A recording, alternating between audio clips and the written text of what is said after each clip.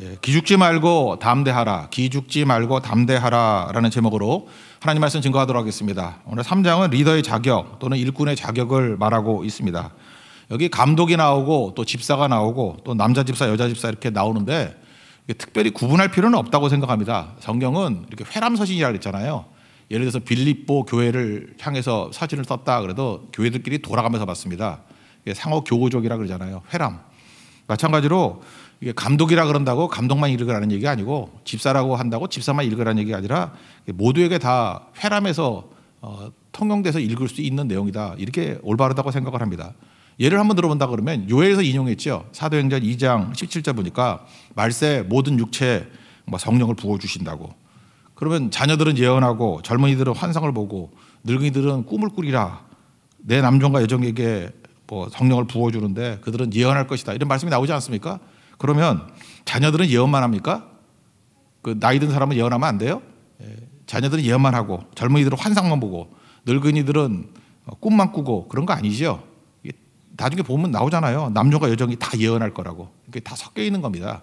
그래서 이 말씀들을 굳이 나눌 거 없이 그냥 우리에게도 적용되는 말씀이다 이렇게 생각하는 것이 옳다고 생각을 합니다. 이거 너무 구분하는 거 이게 너무 서양적인 개념인 것 같아요. 이게 다 나에게 속한 얘기고 우리에게 속한 얘기다 그런 겁니다. 사실은 이게 너무 고지식해서 그런 것도 있는데 저하고 같이 동역했던 어떤 전도사님이 계십니다. 이분이 되게 빵을 되게 좋아하거든요. 그래서 제가 한번 만나가지고 격려해 주려고 만났습니다. 내가 기억나기를 제일 많이 먹어서 햄버거를 15개를 먹었던 적이 있다 그러더라고. 그래서 내가 그분한테 용돈을 줄 때는 제가 조금 줄 수가 없습니다. 그래서 내가 30만 원을 줬어요. 햄버거 사 먹어. 그러고 난 다음에 또 만났습니다. 그랬더니 저한테 하는 얘기가 뭐냐면 목사님 햄버거 사 먹느라고 힘들었대.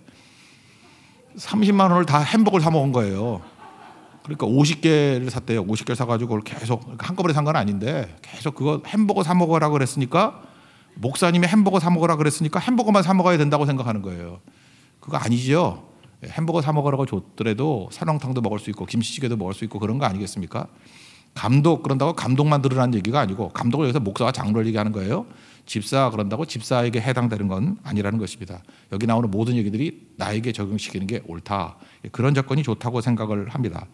특별히 1절이 중요한데 1절을 오해를 되게 많이 하는 것 같아요. 1절 한번 다 같이 읽겠습니다. 시작. 미쁘다 이 말이여 그 사람이 감독의 직분을 얻으려 함은 선한 일을 사모하는 것이라 함이로다. 이것만 좀 헬라어로 좀 풀어줄게요. 이거 너무 오해가 많아서 그래요. 그러니까 감독은 장로와 목사라 그랬는데 이건 그냥 모든 사람에게 통용된다 그러니까 그걸 빼놓으면은 직분을 얻으려 함은 선한 일을 사모하는 것 이런 거죠. 직분을 얻는 것은 선한 일을 사모하는 것. 이거를 갖다가 어떻게 오해를 하냐면 어떤 자매였어요. 청년이었어요. 어떤 청년인데 옛날 얘기인데 어떤 청년 꿈이 뭐냐 그랬더니 여종도 회장되는 거래. 꿈이 뭐냐 그랬더니 권사 회장되는 거래. 이유가 뭐냐 그랬더니 3장 1절 이거예요. 직분을 얻는 것이 선한 일을 사모하는 거기 때문에 이렇게 오해를 해요. 또 어떤 남자분은요 그 집사로 죽기 싫대요. 연세가 드셨는데 난 집사로 죽기 싫어요. 장로로 죽고 싶어요. 그래서 장로 안 시켜주면 장로 시켜주는 대로 찾아다니고 그 이상한 일들 벌어져요. 그래서 뭐 어떤 교회는 아무나 오라고 그러면 다 나이 들면 다 장로라고 불러준다고 뭐 그런 교회도 있었죠. 그래서 막 문제가 되고 그랬던 적도 있고 그랬어요. 그러니까 뭐예요? 이게 직분에 대해서 오해를 하는 거라고. 이게 그런 뜻이 아닌데 1세기 때의 초대교회의 상황은요 박해 상황이었습니다. 그러면 누구를 박해할 때 죽이려 그러면 누구부터 죽이겠어요? 테러가 있고 죽음이 있는 곳. 순교 대상 1호가 누구예요? 지도자죠, 지도자. 그래서 사도행전 12장 같은 데 보십시오. 야고보 죽였고 베드로 잡아가지고 감옥에 집어넣고 그러다가 성도들이 기도해서 옥문이 열려서 나오고 뭐 그런 뜻도 나오잖아요. 그러니까 여기서 직분을 얻는다라고 하는 거는 뭐냐? 목숨 거는 일이라는 뜻이에요. 여기 감독이라는 말 이거는 몰라도 됩니다. 그냥 제가 나중에 찾아보라고 읽어만 드릴게요. 에피스코페스라는 헬라어 단어예요.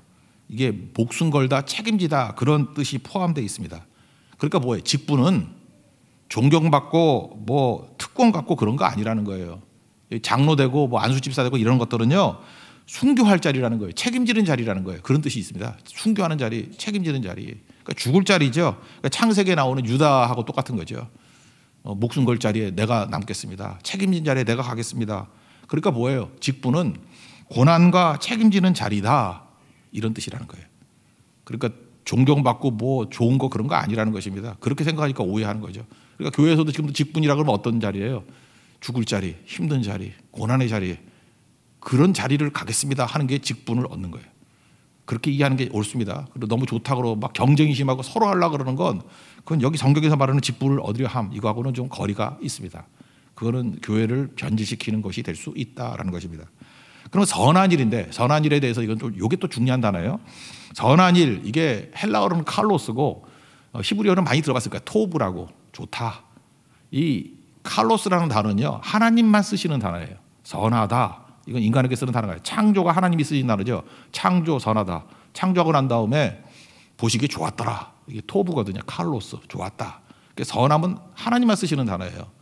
뭐 예를 들어서 누가 예수님께 와가지고 뭐 선한 일이 뭡니까, 뭐 선하신 분 이렇게 얘기하니까 예수님이 뭐라 그래요?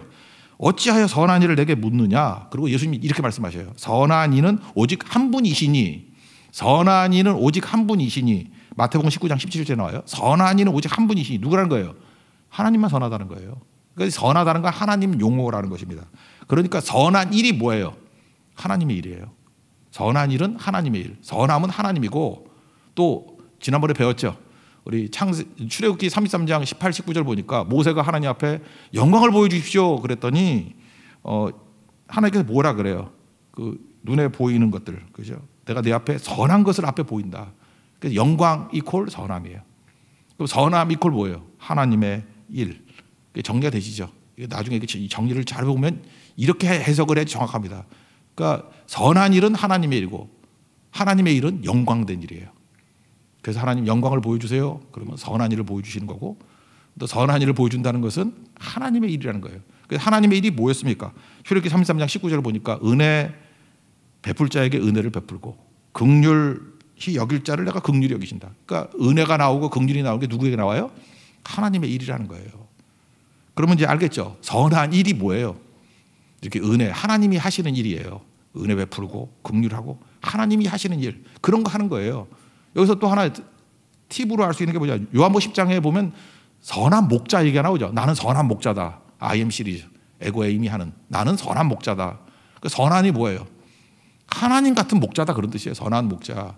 그래서 요한복음 10장 11절 보니까 나는 선한 목자라. 선한 목자는 양들을 위해서 뭐예요? 목숨 버린다. 아까 나오잖아요. 그렇죠? 이 감독이 하는 일이 뭐예요? 목숨 버리고 책임지는, 순교 대상 1호. 그 선한 목자가 되는 거예요. 책임지고 죽는 일 가는 거. 싹고는 특징이 무엇입니까? 도망친대요. 이리가 오면 도망친대요. 그러니까 이렇게 하면 안 되는 거겠죠. 그러니까 1절을 다시 정리한다 그러면 어떤 말씀이겠습니까? 이 얘기는 직분을 얻으려 한다는 것은 순교하고 책임지는 자리를 간다고 하는 것, 그거죠. 그것은 선한 일이다. 그러니까 하나님 일이다. 영광스러운 일이다. 이것만 오해하지 않아도 우리가 직분에 대해서 혼동이 되지 않겠죠. 거기다가 사모하다. 이 사모하다라는 말은요, 우리 번역을 이렇게 해놨지만 이게 다 성경 보면 다 나쁜데 쓰는 단어예요. 나쁜데. 이 사모하다라는 말을 좋은데 쓴 적이 없어요. 그래서 내가 이거 다 찾아봤는데 하여튼 이것도 읽어드릴게. 뭐 이걸 외울 리도 없겠지. 에피듀미아라는 단어거든요. 사모하다. 음욕이라는 뜻이 음욕. 남자가 여자를 보고 음욕을 품고 여자가 남자를 보고 뭐 음욕을 품고 그럴 때 쓰는 단어예요. 그러니까 사모하다. 그러니까 뭐예요? 막 좋아 미치는 거죠, 그냥. 남자 여자가 막 좋아 미치는 거, 그런 단어를 썼다고. 그러니까 뭐죠? 뭐 우리 같으면 눈이 뒤집혔다 그러죠. 뭐 콩깍지가 씌었다 뭐 이런 거. 그 처녀 초각들이 막 사랑하면 막 그러잖아요. 막 콩깍지가 씌었다. 이해가 못하는 거예요. 딴 게 하나도 안 보인다. 그러니까 뭐예요? 직분을 얻는다는 게 뭐예요? 선한 일을 막 청춘 남자들이 사랑하는 것 같이, 콩깍지에 씌운 것 같이 막 열정 가지고, 그죠? 뭐 음욕이라고 하면 너무 이상하다, 그죠? 하여튼 뭐 갈망을 가지고 막 가는 거, 그게 성도의 마땅한 자세다, 그런 얘기예요. 1절만 오해하지 않는다 그러면 이건 절대로 존경받고 영광받는 그런 자리가 아니고, 내가 하나님 좁은 길을 가는 거, 십자가의 길을 가는 거, 죽으러 가는 거, 희생하러 가고 책임지러 가는 것, 그게 하나님의 일인 것을 압니다. 그것을 내가 사모합니다, 그런 거예요. 그죠? 내가 눈에 콩깍이 그거밖에 안 보입니다. 1절만 여러분 잘 묵상해도 이건 뭐 놀라운 일이 벌어진다고 생각을 합니다.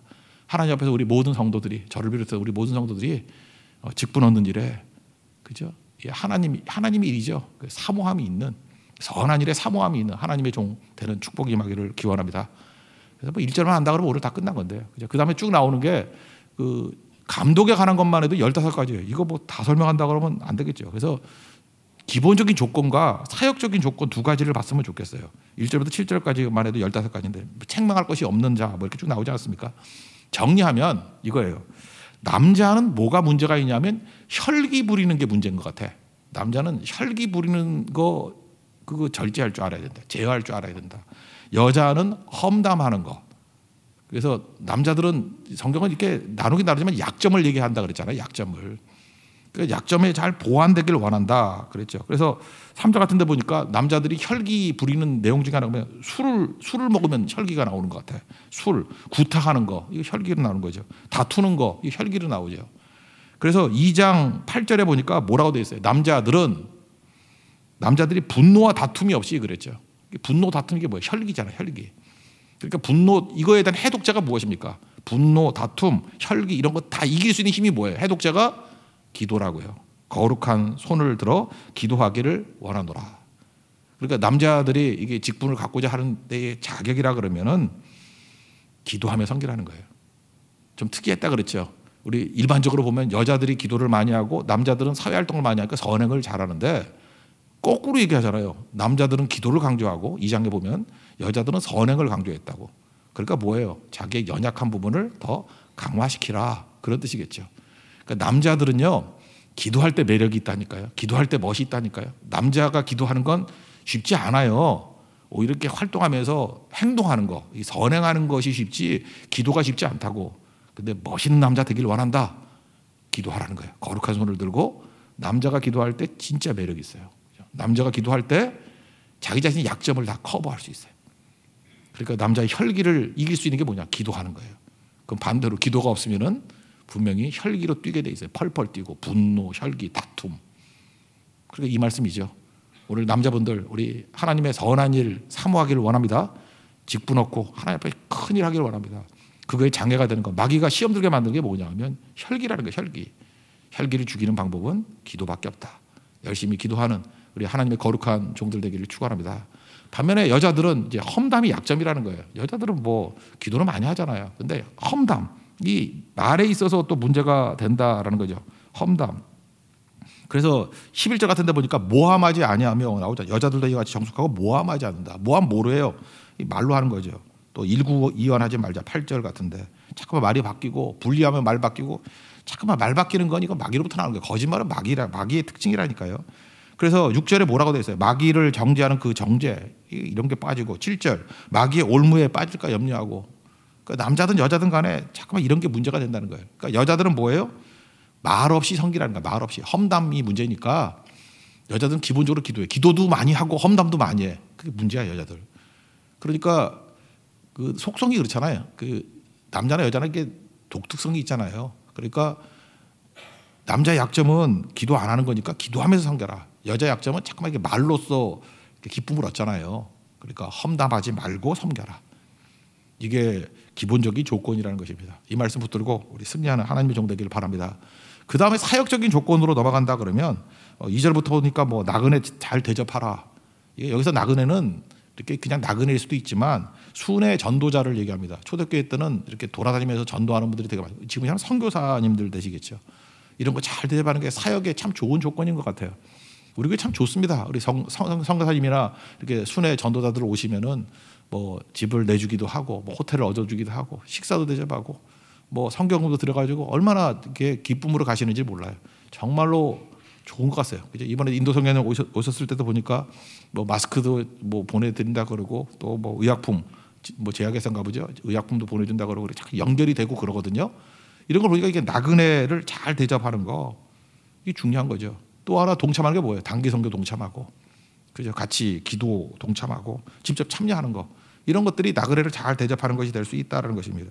또한 가르치기를 잘하는 거 가르침이라는 게 뭐 입으로 가르치는 것도 되겠지만 어떤 해보는 거죠. 입술로 또는 삶으로 잘 가르치는 거. 그래서 2절 하반절에 보니까 나그네를 대접하며 가르치기를 잘하며 이렇게 나오지 않습니까? 이런 것들이 중요한 자격 중에 하나다.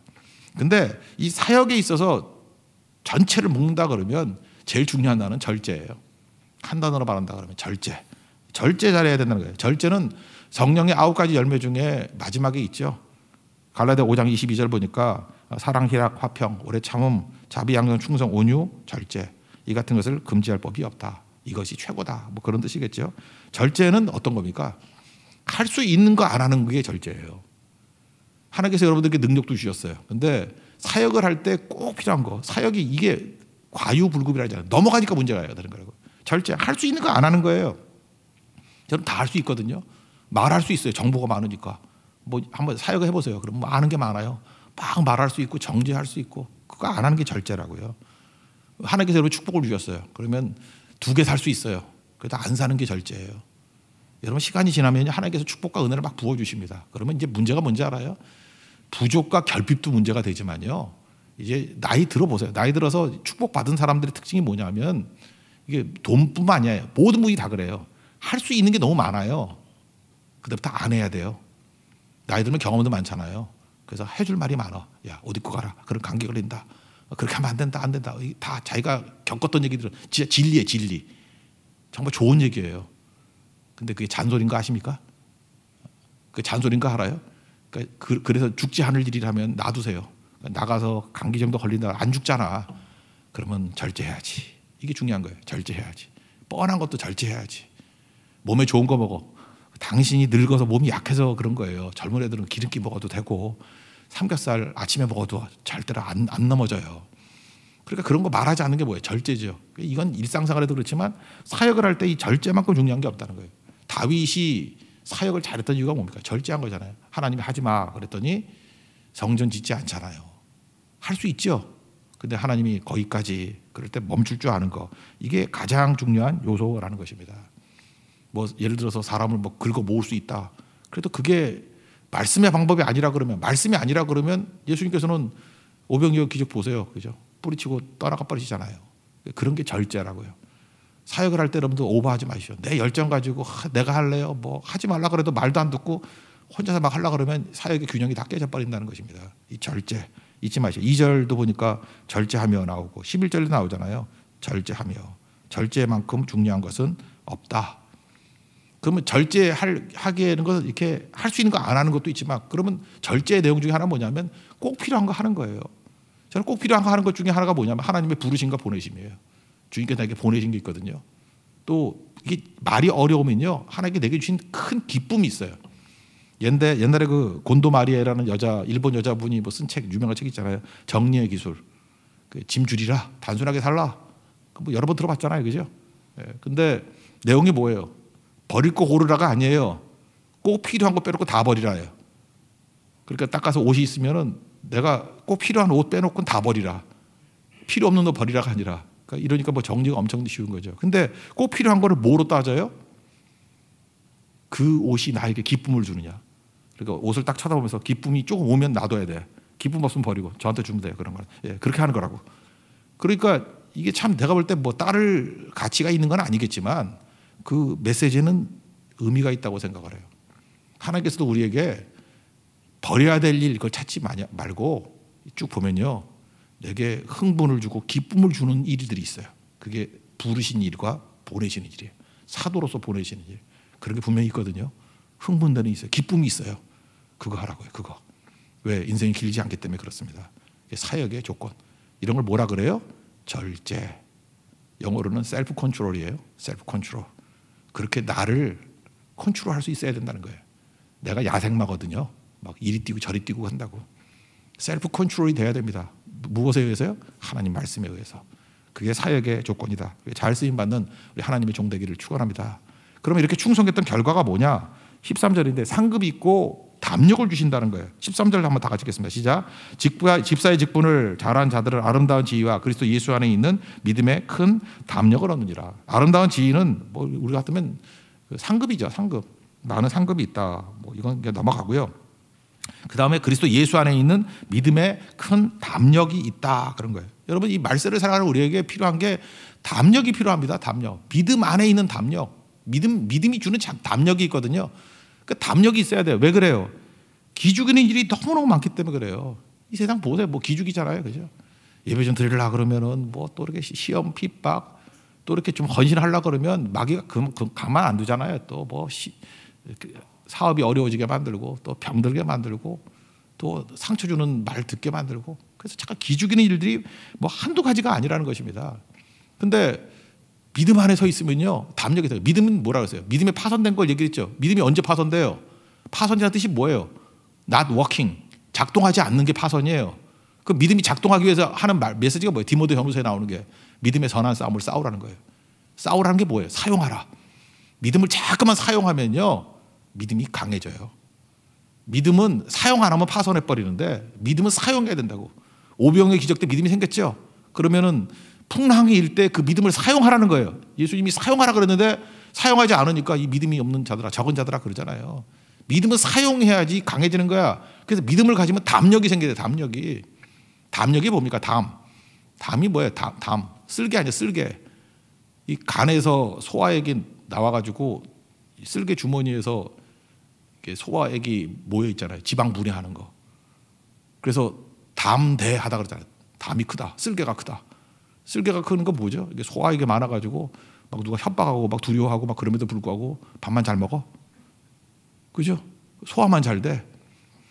반면에 쫄보들은 뭐예요? 그냥 별것도 아닌 얘기 들으면 밥맛이 딱 떨어지고, 좀만 들으면은 뭐 소화도 안 되고 맨날 뭐 그죠? 뭐 소화제 어디 페스탈 없냐 그러고 맨날. 왜 이런 일이 벌어져요? 그게 믿음의 담력이었기 때문에 그렇다고요. 그래서 하나님께서 우리에게 주신 게 뭐냐면 믿음을 잠깐만 사용하면요, 큰 문제를 해결하게 되잖아요. 그러면 짜잘한 문제 갖고는 소심해지지 않아요. 불안과 두려움이 없어진다고. 그래서 믿음의 큰 담력을 한다. 믿음의 큰 담력. 담력 있는 믿음 가져야 됩니다. 그게 상급이에요, 상급. 하나님 앞에서 여러분들이 이렇게 충성을 다하면은 믿음의 담력이 생깁니다.